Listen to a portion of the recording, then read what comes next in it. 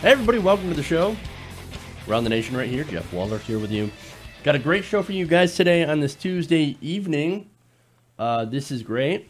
A lot of fun stories here, including Donald Trump apparently does not know how to pronounce words. Words are very difficult. Not only that, but we do have some more important stuff.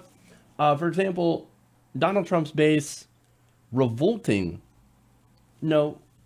revolting against him over taxes. Oh, I love that story. Probably one of my best stories, and I love those tweets. Then we have Fox News railing against fairness, literally. Then Howard Schultz apparently calling him a billionaire hurts his feelings. Sad. And then we have something important policy-wise. We are going to go into a presentation made on behalf of corporate Democrats against Medicare for All. So, of course, here we go. We've got high-placed, high-powered corporate Democrats that are literally sending their aides to go and tell the insurance industry not to worry. Oh, don't worry. No, don't worry about Medicare for All. We're not going to be in favor of it. It's never going to happen. Here's our plan instead. And then, of course, they have a plan to help out insurance companies. Of course. So, we've got a fun show today. Lots of interesting stuff. So, before I get into it, though, the State of the Union address is today. So, Donald Trump is going to be addressing the Union. Gee, I wonder what he's going to say, or more accurately, what kind of ridiculous lies is he going to come up with? That should be interesting. Then we have, of course, the rebuttals. Stacey Abrams giving a rebuttal on behalf of the Democrats. That's awesome. I think that's a great choice. And then, of course, afterwards, you're going to have Bernie Sanders. Now, I have been following a little bit of controversy over this. And what's going on is that there seems to be a lot of people that are very, very upset that Bernie Sanders will be doing the State of the Union address again. Now, doing the State of the Union rebuttal again on the internet. Now, wait a minute. Why would that be controversial? Why would people have a problem with that? Well, it appears, apparently, Bernie Sanders is overshadowing a black woman. Well, now, wait a minute. Bernie Sanders is in favor of Stacey Abrams. Our Revolution endorsed her. That's the group that he started. Also headed, interestingly enough, by a woman of color, Nina Turner. So wait a minute. What this is that there's basically a fake controversy going on, where there are people that are really, really mad at Bernie Sanders for doing the same thing that he's done for the past 3 years, which is to give an unofficial response to the State of the Union to Donald Trump on social media. It will not be televised. It will not be overshadowing. It won't be doing it at the same time as Stacey Abrams, right? It will be after Abrams. And by the way, Kamala Harris has her own response right before Stacey Abrams. Well, nonetheless, they don't point that out. Oh, no. If you go before Stacey Abrams, you're fine. But if you go after her, well, then you're trying to overshadow her and you're trying to silence black women. Get out of here. Look, there are people that I respect and there are people that I like that are saying, oh, don't do that, Bernie Sanders. It is bad optics. It is very wrong. I love you guys. I respect you, but I think you're wrong. 100%. Now, maybe it's because white privilege, right? And I'm sure a lot of those same people will point that out. Jeff, you're a white guy. You don't understand. This is a historic moment for black women. Yes, it is. She is literally giving the State of the Union response. And to be honest, completely honest, you guys know I love Bernie Sanders, right? But what is he going to say this year that is going to be so different from the last couple of years, right? Whereas I'm actually really excited to hear what Stacey Abrams has to say. And again, I'm like a super Bernie bro. And I don't see where the controversy lies. Because there is none, because this is more establishment BS, attacking Bernie Sanders, trying to say that he's racist, sexist, whatever.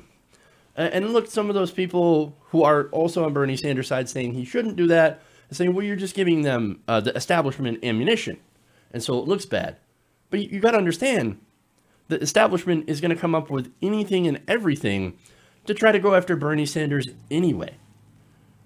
If they don't have ammunition, they will make up their own ammunition. So in reality, are we just going to bend to those people and say, oh, no, you guys are right. You guys are right, even though you're wrong. We're just going to give up anyway and, just not do this, right? Not do something that he's done for the past 3 years. No, that's ridiculous. It's ridiculous. And so, look, I'm excited to see what happens. I'm not going to actually watch the State of the Union itself. I will likely watch TYT's coverage of it and maybe do a little live tweeting. But other than that, no, I'm not going to watch Trump for the sake of watching Trump. I'm going to actually try to do some responses to that, and then I'm going to watch, with a lot of interest, Abrams deliver what is probably going to be an amazing State of the Union rebuttal. So that's what I'm interested in. I can't wait to see what she has to say. We know what Bernie Sanders is going to say. It's probably going to be pretty good, as usual. But nonetheless, that I think all eyes right now are on Abrams. And so, again, it's going to be really interesting to hear. And as far as the controversy goes, just ignore it. It's pretty ridiculous when you think about it. But these, donut Twitter and the Bernie Sanders haters, they always got to come up with something. Okay. So that's my thoughts on that. All right. Now, before we get into the stories, please like and share the stream if you haven't already. We're a little light on viewers today, more so than normal. So if you could like and share and get the stream out for everybody, I'd appreciate that. Updates. We have an update on the GoFundMe campaign. We have a new donor, Clara Willen. So thank you, Clara, for donating. We are at $895 out of $1,500. So we're getting closer, a lot closer. $1,000 will be 2/3 raised. So if we can hit that, that'd be awesome. All right, there's that. New members. We don't have any new members today, but thank you all of those existing members, and thank you to the patrons as well. Patreon.com/TYTNation. So there's a lot of different ways we can support the show, and even if you don't, you guys are still fantastic, and thank you so much for liking, sharing, tweeting, etc. So, all right, with that, let's dive in. Let's have a little fun. Okay.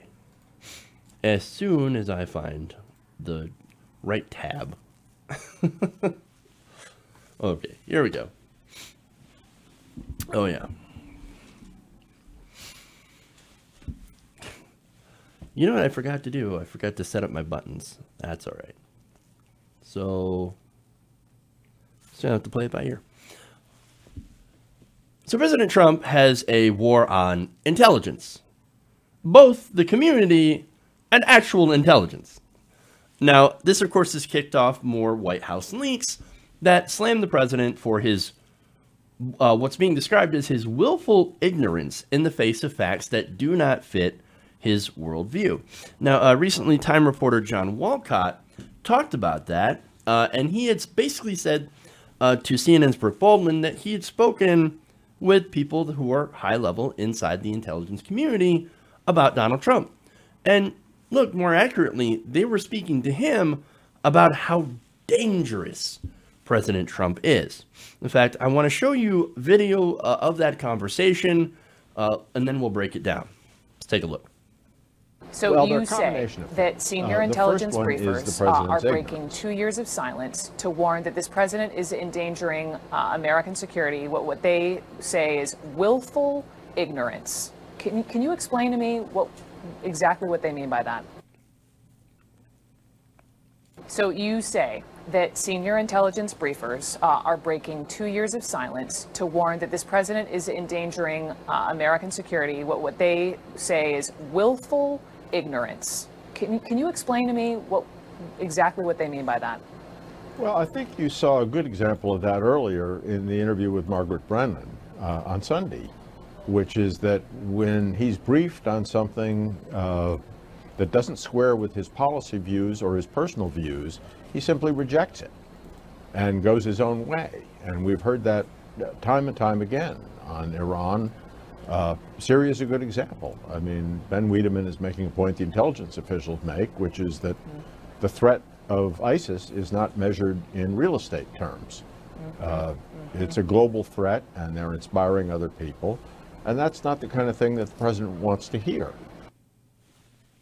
Now, of course, he's right. The president doesn't want to hear that anything that counters his narrative. Again, let's go to talking about Iran. Iran has been following the nuclear deal. So they haven't created any nuclear weapons. They're actually still in the nuclear deal with European nations. And President Trump's like, no, Iran bad. Iran bad. They've got nuclear weapons. We have to stop Iran. Well, no, that's not what's going on. And you really don't want a war with Iran. Believe me, if you thought Iraq was disastrous, think about a war with Iran. But anything that challenges his view of the world, immediately rejects, right? And so that is a great example of the president not believing in facts. See, I understand that all political figures will want to spin a situation, right? And, you know, look, they do politics and they put their best face forward, but at least they acknowledge facts. Trump doesn't do any of that. He doesn't know how to play politics. He literally believes what he believes and nothing else. And by the way, that he believes what he believes is actually another quote from another intelligence official, right? So anything that doesn't fit his worldview or contradicts him, well, that's fake. Obviously, he will not accept it. He completely rejects it. So there's your willful ignorance, right? Now, if that's not bad enough, here you have that coupled with deep stupidity. The stupidity that is almost comical. And Walcott has a couple of examples of that, you know, that comical stupidity. Watch. Well, they're a combination of things. The first one is the president's ignorance. And that goes to the point about thinking that Nepal and Bhutan, which incidentally he also mispronounced as nipple and button, are part of India, which they're not. Wait, seriously? That's what he said? Seriously. Second is a lack of curiosity about the world, which is different from other presidents.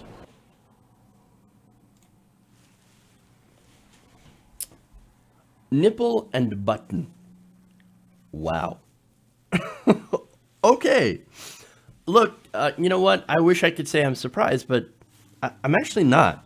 We're kind of 2 years past surprised. How many more examples can I show you before you get that Trump is literally not smart enough to be in office? I mean, forget about anything else, right? He literally does not have the mental capacity to serve as president of the United States. No intellectual curiosity, and of course the mentality of a child. Nipple and button aside, this guy has no, he's got no, he doesn't belong in office. He is a real danger to the country. In fact, Baldwin asked about what could happen if the president didn't listen to his advisors. He said, the real underlying concern is what might happen if the nation is suddenly hit with a real national security crisis out of the blue. Now think about that. We're 2 years into the Trump presidency, and we actually have not been in a national security crisis. Oh, thank goodness for that. I mean, we have been in other crises, not national security. For example, we had Puerto Rico. And you can just look at his response to Puerto Rico for a national weather-related disaster, and you realize that, oh my God, this guy has no idea what he's doing. None. I mean, this guy's like throwing paper towels and saying, well, we couldn't get to the Puerto Rico because it's got water. The big water, ocean water. Oh no. Oh, imagine if there is a national security crisis. Terrible. Now, Walcott says, how will the president respond? Will Trump stop and listen and think about that response first? Or again, will he simply react on instinct? Come on, man. We all know what the answer is. And you know, look, here's the thing. Maybe the fact that we didn't have a national security crisis is not because there aren't actors against us, right? No, there are. But at this point, you don't even have to attack the United States because Trump is so stupid, he might just bring us down on its own without any other foreign interference. Oh. Nonetheless, there are some people that, like myself, who couldn't help but find this kind of amusing. Just Judy tweets, I have no idea why I'm laughing so hard at such a serious issue.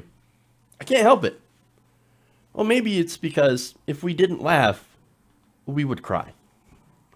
Rio DeJean says, nipple and button. I'm done. And Patricia Ellen finally says, wow, just wow. Agreed.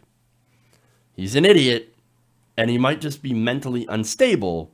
So, 25th Amendment, guys, we got to get this guy out. You got to get him out of office. He is a danger to the Republic. Okay. Let's switch over to taxes.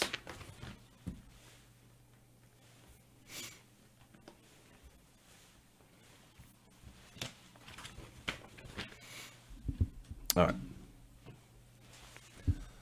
So it's tax time all over the country, and Trump supporters are starting to get a little angry. Now, why would they get angry? I thought Donald Trump was supposed to cut taxes with his gigantic tax plan, $1.5 trillion, supposed to be middle-class tax relief. Well, what happened? Well, it turns out, just as we had predicted, that no, the middle class will not pay less when it comes to taxes. This is a tax cut for the wealthy, and Trump supporters are finally realizing that.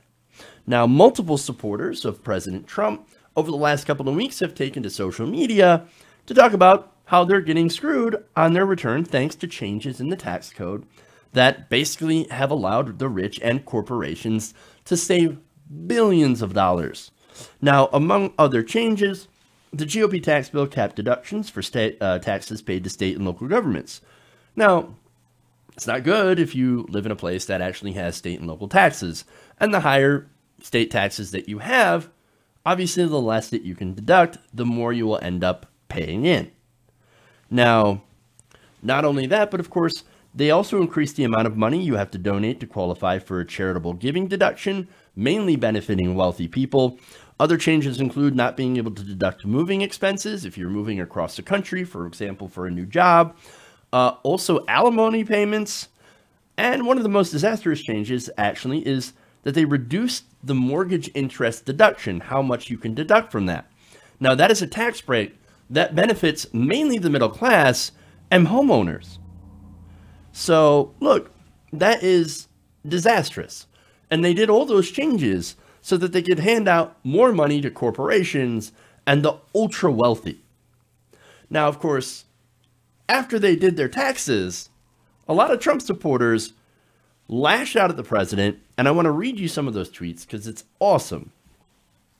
Now, Matt Davis says, I trusted and voted for you. Now screwed by you. I fall just above a tax bracket. I don't get the $5,000 return I've gotten the last 3 years.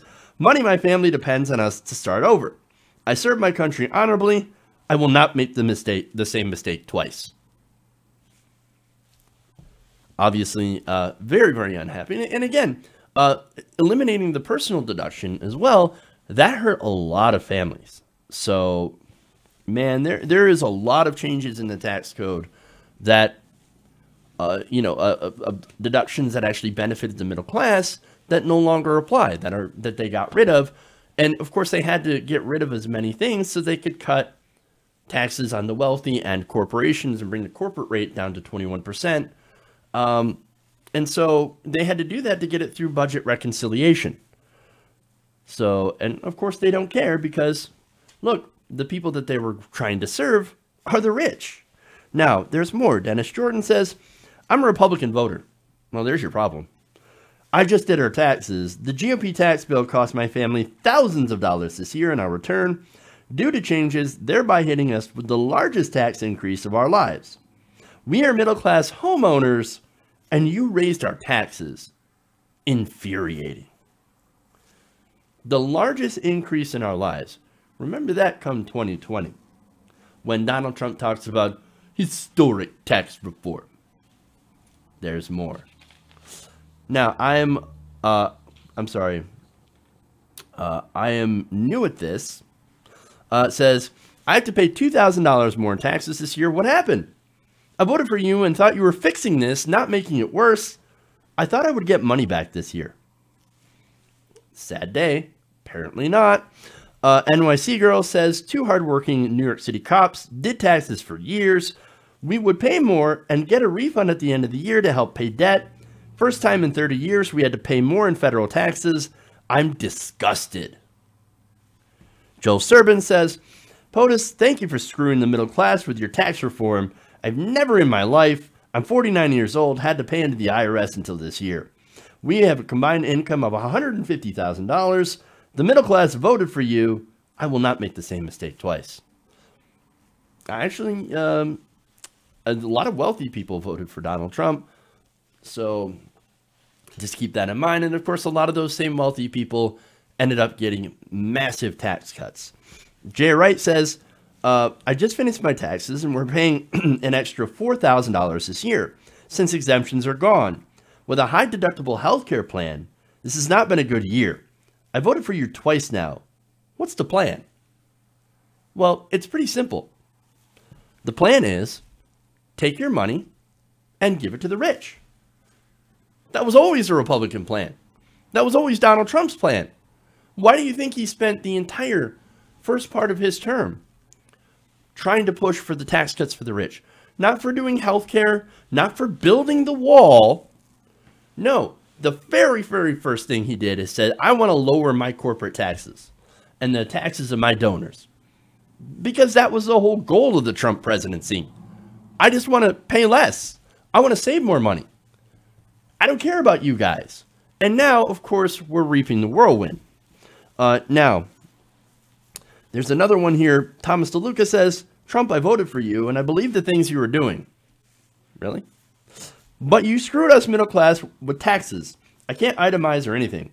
How about a flat tax and get rid of earned income credit, since some don't earn income but get more back in taxes for having babies? Look, that right there, that idea is a classic screw everyone else so that I can pay less plan. But these guys are Trump voters, by the way. You don't think that they're somewhat selfish? Some of them, at least? Look, here's the thing. They keep making the mistake of thinking that these rich politicians, Republican politicians, are on their side. As George Carlin put it, it's a big club, and you ain't in it. And of course, it's the same club they use against you. Now, Shelby Cuz says, I voted for you the first time, but after you screwed me, I might get tax break. I won't vote for you again, especially after I started on my 2018 return. It's a joke, the taxes you are keeping from a working person. Good luck in 2020. That was a bit of a run-on there. Joshua Curtis says, I voted for Donald Trump, but unfortunately, that means I have to pay higher taxes. Well, you may have to pay higher taxes, but think of the billionaires who just got their IMAX super yacht. They thank you. Now, finally, final two, I should say. A9N7G3, I don't even know if that's a real person, but says, worst tax return I had in a decade. I admit I voted for Donald Trump, but he has officially lost my vote for 2020. And Special Metheny says, wait till you file your taxes. Middle class just lost half their return. Lowest refund I have ever had, and I'm 50 years old. No wall, and now this tax reform sucks too. Starting to doubt Trump. I voted for him and trusted him too. If you trust Donald Trump, you are a complete fool. The guy has never been honest about anything in his life. He lies constantly. He is a serial liar and a serial bungler. But the one thing he managed to do, and I think the one thing that he will always be known for, is cutting taxes for the rich so low that, look, we're going to be reeling from these policy decisions for decades to come. The damage that he did to the fiscal health of the country is monumental. I mean, look, again, we have now, it is much, much more difficult to raise taxes on the wealthy than it is to cut taxes on the wealthy. So here we go. The legacy of that, of course, is not being able to make the case successfully for progressive priorities like Medicare for all, even though it is deeply popular. Now you're going to have people looking at the debt and say, oh, we can't do it. We can't do it. It's the debt. You already have Nancy Pelosi saying essentially the same thing. Oh, we can't do Medicare for all. Look at how much debt we have. No, we need to service the debt first. That's the whole purpose of cutting taxes for the rich, is not only to save the money, but also to balloon the deficit, to then use that to say that we can't have anything nice. And so in that, I guess mission successful, right? But going back to some of these voters, man, the most people like him only because, well, he hates the same people that you hate. And so you're okay with having your taxes, or at least you were okay, because you didn't believe us when we warned you, having your taxes rise, and thinking that because you support him, you're owning the libs. Well, in reality, you're not owning anybody but yourself. Okay. We're going to come back. We're going to take actually a break. Then we'll come back. We got more stories here, including a Fox News host who rails against fairness. Fun. All right. So we'll come back, take a break, send your super chats. We'll read them, sign up to be a member, and help out the show. All right. We're going to be back. Stay right here around the nation.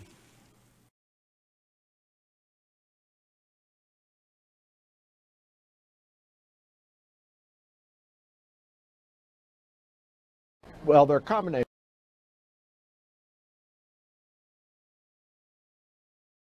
There is what seems to be a movement against capital.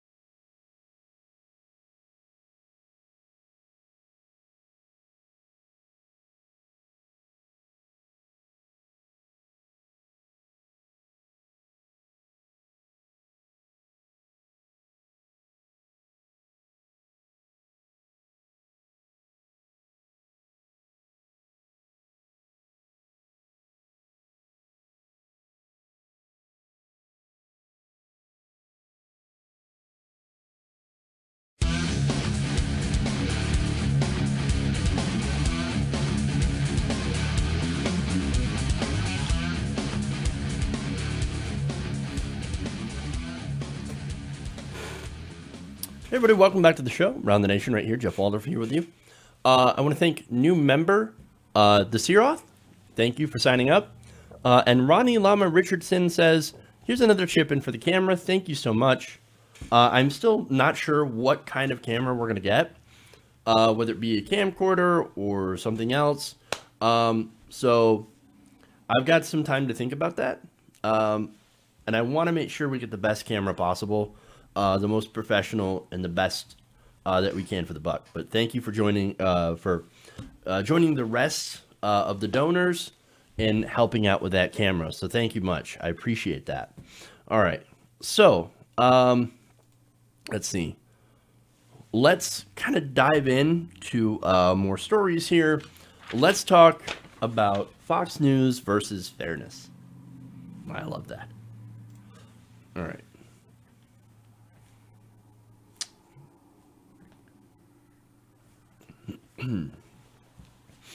All right.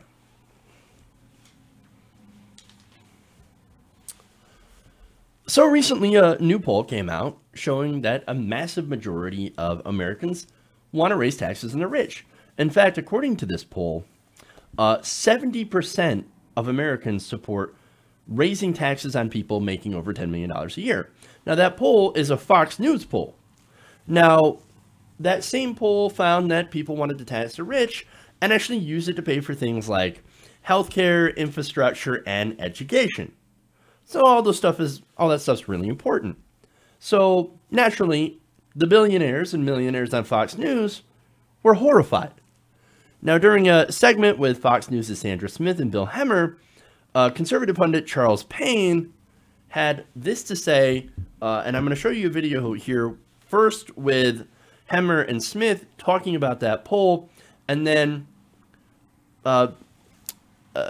Payne is going to basically chime into why he thinks that this is the case. Well, let's take a look. There is what seems to be a movement against capitalism in this country. This is a piece in Politico just published, Soak the Rich. Americans say, go for it. In this piece, it talks about how recent polling is showing that the American public is increasingly on board with raising taxes on the rich. As evidence, we pulled up this latest Fox News poll on the issue, whether Americans support raising taxes on the wealthy, on incomes over $10 million. Those that are in favor of that, 70%, Charles. Over $1 million in income, 65% are in favor of raising taxes. The idea of fairness has been promoted in our schools for a long time, and we're starting to see kids who grew up in this notion that fairness above all, and now they're becoming voting age, and they're bringing this ideology with them. So wait a minute. So his entire argument here is, man, I guess it's all those teachers teaching kids fairness, and that's why people want to raise my taxes. Fairness. Oh my God, fairness. So leave it to Fox News to literally have a segment where basically they're railing against the idea of fairness. I don't like fairness. I want to be selfish and keep everything. It's all mine. It's all mine. Don't you dare cut our taxes. Don't you dare. And I love how they, of course, blame the teachers and, unions probably. Because you know what happens when people on Fox News, they reference the teachers. They make you think about the teachers' unions, right? And that is one thing conservatives always rail against. So, look, how dare you teach our kids to be fair in school and share their toys and share their stuff? Because all they're going to do is they're going to grow up and try to raise my taxes. Whoa. Now, you probably noticed, or if you don't know already, actually, that I don't think there's anybody on that set that doesn't make more than $1 million a year. So very likely, even the Fox News viewership and people that were that were in that poll, they want to raise those people's taxes. Charles Payne's taxes. And he's like, oh, I can't handle that. I can't handle that. I don't like the fairness. It's all the teacher's fault. And maybe they should stop teaching kids fairness. That's amazing. That's amazing. Only in conservative America can we have a segment going against the idea of teaching people fairness. Wow. But hey, that is conservatism in a nutshell. Modern conservatism. Be as greedy as you can, take as much as you can from everyone else so that you can take it all and proclaim yourself the winner.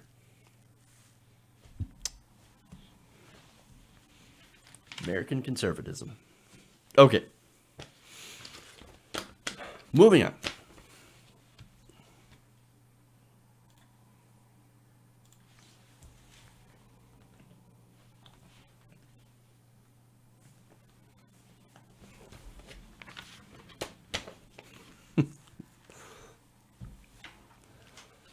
Okay.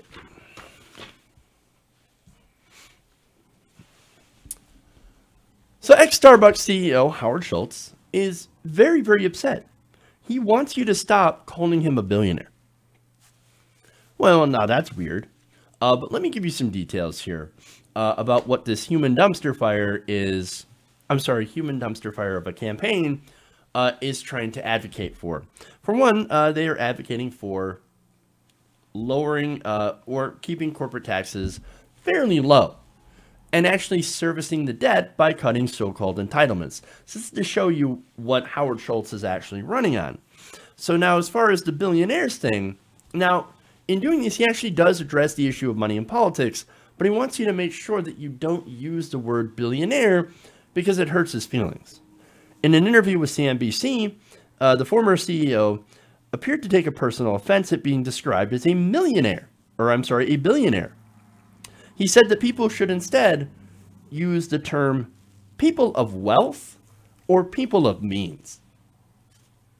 Wow. He said, quote, the moniker billionaire now has become the catchphrase. The catchphrase, of course, pushed by AOC and Bernie Sanders.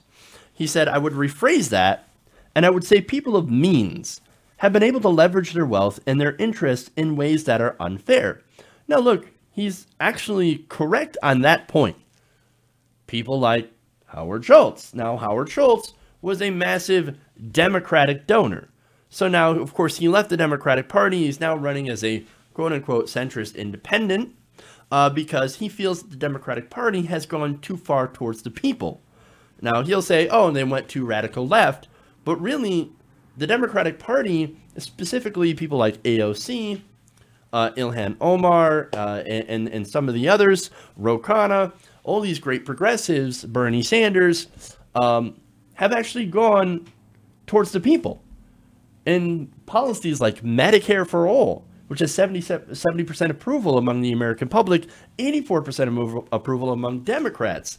And things like tuition-free higher education, also super popular, and a living wage, and even a Green New Deal. So all that stuff, Howard Schultz says, oh, we can't have that. No, that's radical, that's fringe. But in reality, where Howard Schultz is sitting in cutting entitlements for deficit debt reduction, that's actually the fringe idea, and it's ultra conservative, and so it's a conservative talking point. So anyway, the point though that he makes about money in politics is a fair one, and it's likely because he knows that from personal experience. Now, as far as calling him a person of means or a person of wealth, yeah, there's no way I'm going to be using that. People of wealth? Come on. You're literally offended by being called a billionaire. These people are such snowflakes. First, they cry about increasing taxes on them fairly. Now, I remember, what was it, Michael Dell, when they were in Davos, was talking about, oh, what country has ever done 70% marginal taxes on the rich? And the answer to that was, America. America used to do it.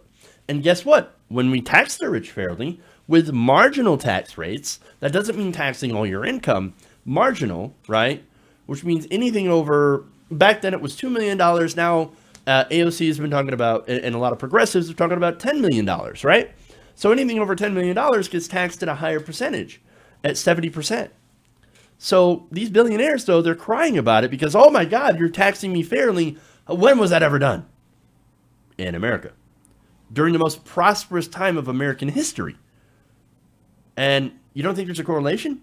As soon as we started cutting taxes massively for the rich, and of course deregulating industry and busting unions, guess what? The middle class started shrinking, and the incomes of the rich have gotten even bigger.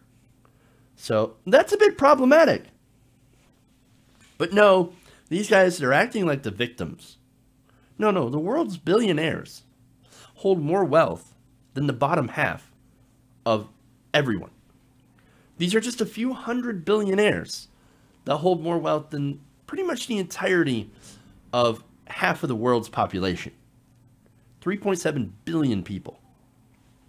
So, don't come at me with that woe is me bullcrap. In America, we had people freezing to death, homeless people, during the polar vortex. At the same time, where you had a football team owner that bought the first yacht that featured a full-sized IMAX screen.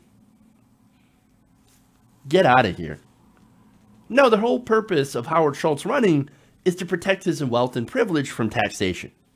And mainly, of course, his wealth. I mean, Nick Hanauer said it best. He said that a lot of these rich CEOs like to paint themselves or portray themselves as the center of the economic universe. But that's not true. It's in a way a form of economic heliocentrism. Or not heliocentrism, but where you think that the Earth is the center of the galaxy or the center of the solar system. But no, it's actually not. And so these billionaires think they are the center of the economic universe, and they are not. It's actually the consumer, right? And forgive me for not remembering the correct term about that. And so, anyway, look, if anything, Howard Schultz's campaign basically shows you how out of touch these people are, and also shows you how many people actually know it. Why? It's because Howard Schultz is deeply, deeply unpopular. There's a recent Change Research poll that was released last week, and it found that Howard Schultz's favorability in the race sits at a total of 4%, with both Democrats, Republicans, and independent voters. He is not popular. Nobody wants him. Not only that, but another poll showed that Schultz would apparently take up to 4 points away from the Democratic nominee and only 1 point away from Trump. So, Howard, if you want Trump, you vote for Howard Schultz. So, he could literally be the reason Trump gets another 4 years. So, sit down, Howard. Nobody wants you or your independent centrism, and they sure as hell will not be referring to you as a person of wealth or a person of means. Okay.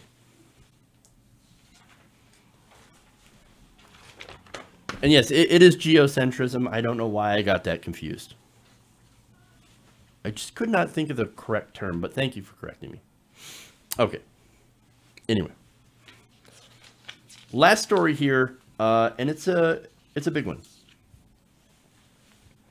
So let's dive right into it.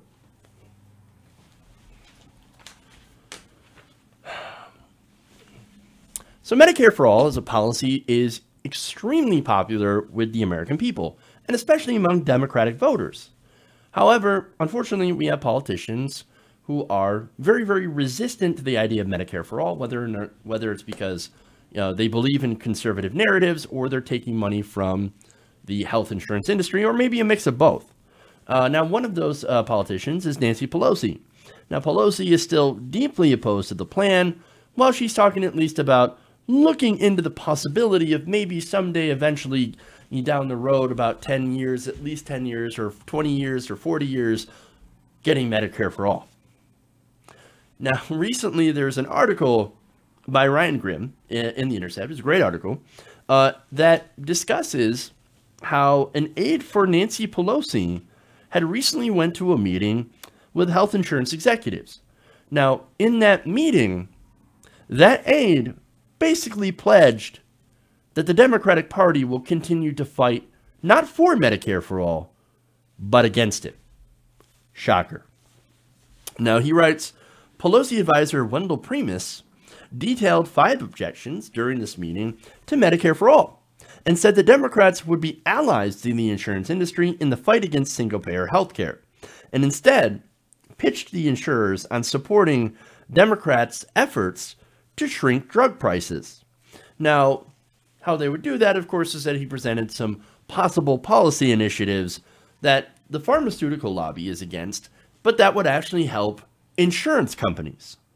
Now, first, I want to go to his objections for Medicare for all, because again, that was brought up. That's something that the health insurance industry is deeply afraid of, because it would obviously eliminate the need for a private health insurance industry.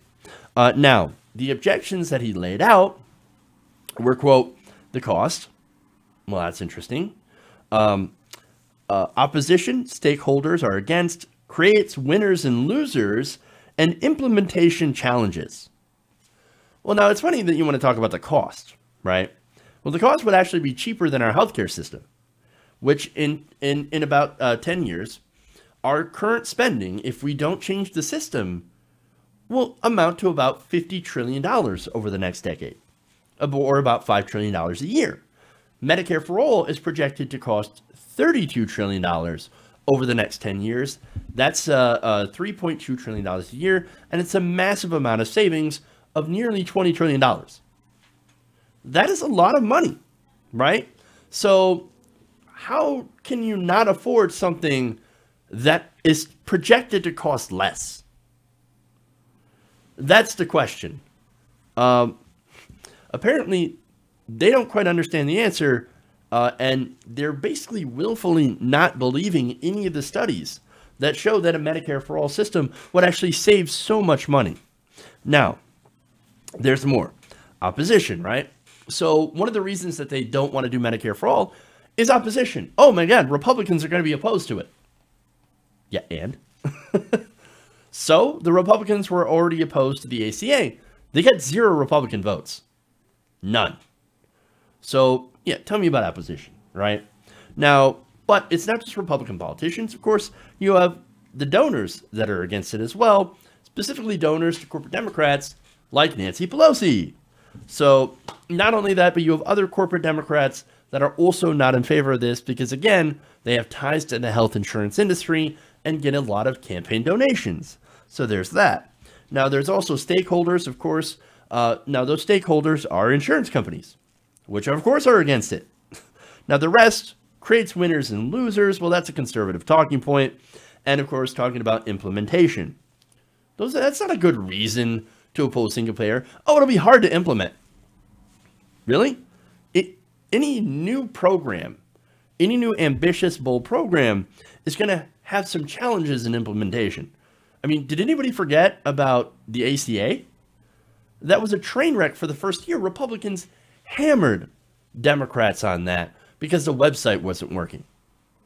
And so there were a lot of issues. And of course, the ACA is actually an incredibly complicated mix of private insurance and public, like Medicaid. And then you had the exchanges that had to get set up, and each state had their own exchange that they could set up. And if it's not, it's the federal government. It was deeply, massively complicated. Medicare for all actually eliminates a lot of that complication. It sets up one single insurer, the federal government. So that would actually be probably easier to implement on a national scale. But anyway, now what's their plan? The Pelosi's. Well, their plan, of course, is to not do Medicare for all, but to strengthen the ACA. Of course. And that's what she's been talking about for quite some time. Now, that actually doesn't solve any of the real problems behind why the ACA hasn't gone far enough, right?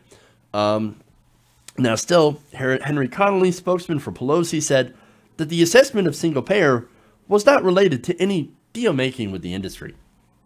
Right. You're just going into meetings and presenting the fact that you are not going for single payer, and instead are trying to say to the industry, don't worry guys, we got your back, but we need your help to lower prescription drug prices. In fact, he said, we're not going to barter lower prescription drug costs for inaction in the rest of the healthcare industry. No, you're just working together with them to prevent us from doing the one thing that would actually fix all of healthcare in the country.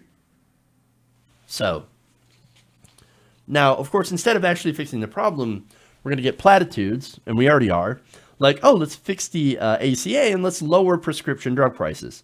Now, they have some plans, as I mentioned earlier. I'm going to lay those out, and we're going to see if they actually might be effective. Now, Pramis concluded his presentation with a bullet point that summarized Pelosi's mission on healthcare. Lower your healthcare costs and prescription drug prices. But there's a little catch here.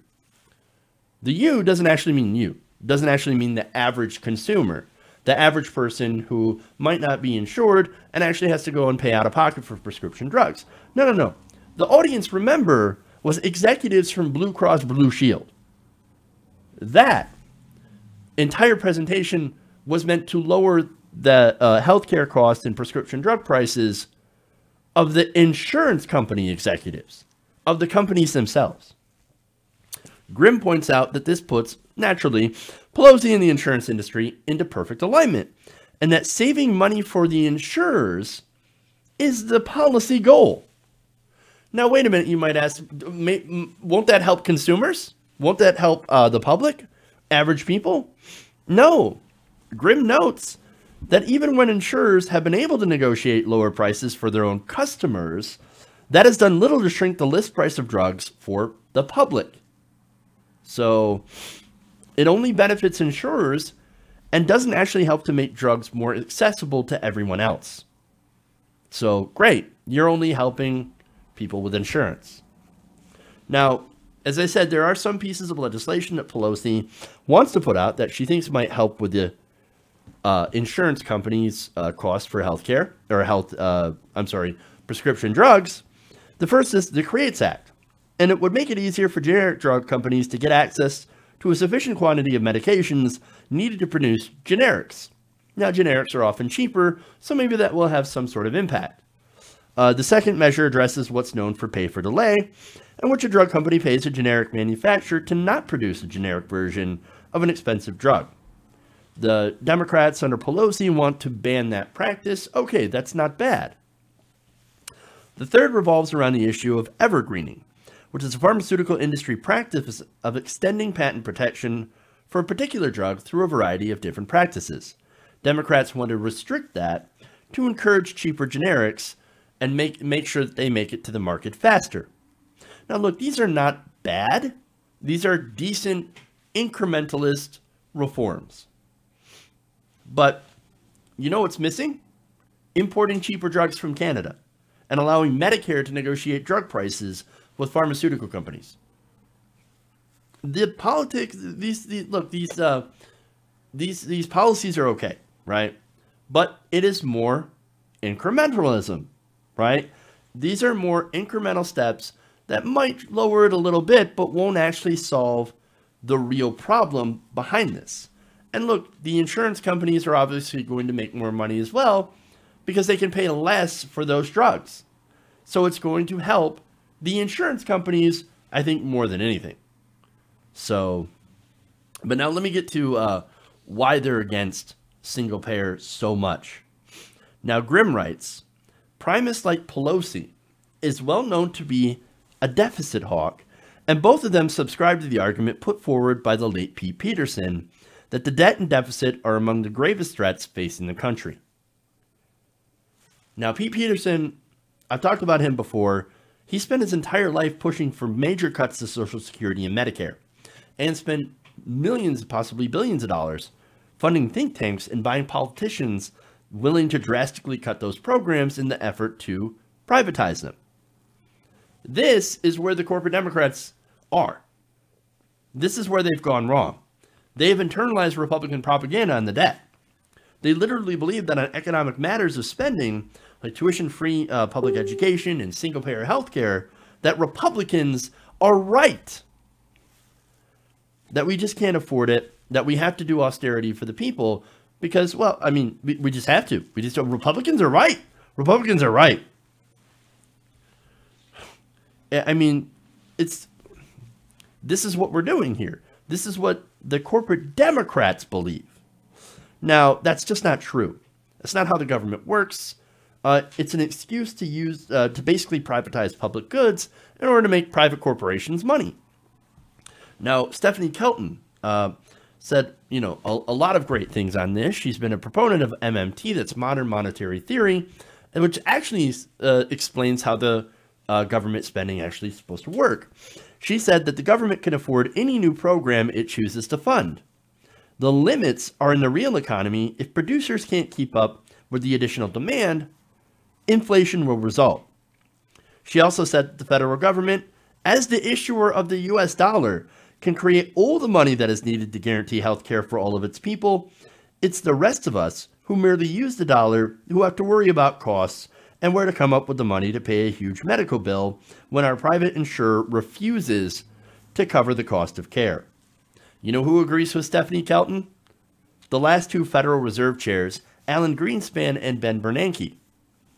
Greenspan had once said, the United States can pay any debt it has because we can always print money to do that. So there is zero probability of a default. So the economics is on the side of progressives, not on the side of Pelosi, who is not a progressive. She believes in Republican talking points, conservative talking points.